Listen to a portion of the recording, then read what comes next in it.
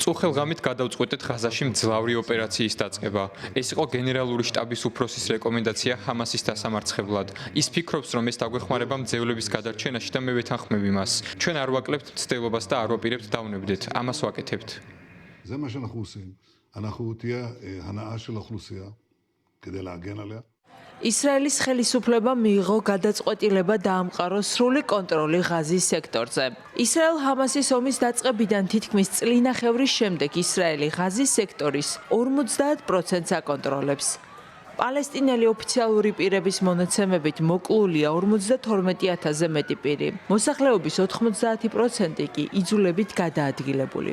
ეს გეგმა კი, რომელიც ისრაელის მთავრობამ გუშინ დაამტკიცა, ითვალისწინებს ათასობით პალესტინელის გადაყვანას სექტორის სამხრეთ ნაწილში, რაც სავარაუდოდ კიდევ უფრო გაამწვავებს ადგილზე არსებულ უმძიმეს ჰუმანიტარულ კრიზისს.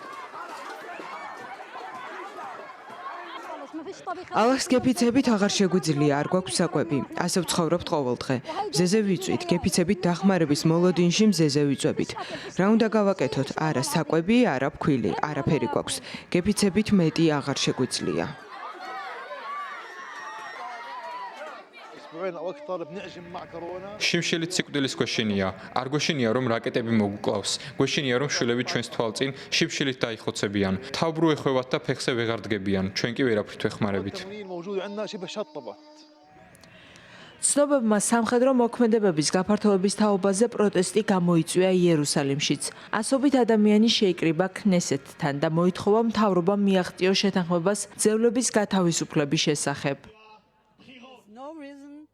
არავითარი მიზეზი არ არსებობს ამ ომის გასაგრძელებლად. წელიწად ნახევარია ომში ვართ და წარმატებას ვერ მივაღწიეთ.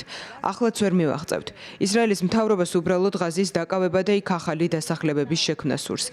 იქ ჩვენი ჯარისკაცები იღუპებიან, ჩვენს მძევლებსაც დახოცავენ, აი ეს მოხდება. ისრაელის გეგმებმა უკვე გამოიწვია შეშფოთება საერთაშორისო საზოგადოებაში. გაეროში ამბობენ, რომ მეტი ომი მეტ მსხვერპლსა და ნგრევას მოიტანს. თუმცა როგორც ჩანს, ისრაელს მკაცრად აქვს გადაწყვეტილი გეგმის ბოლომდე მიყვანა. არმიაში უკვე გამოიძახეს რეზერვის ათასობით ჯარისკაცი.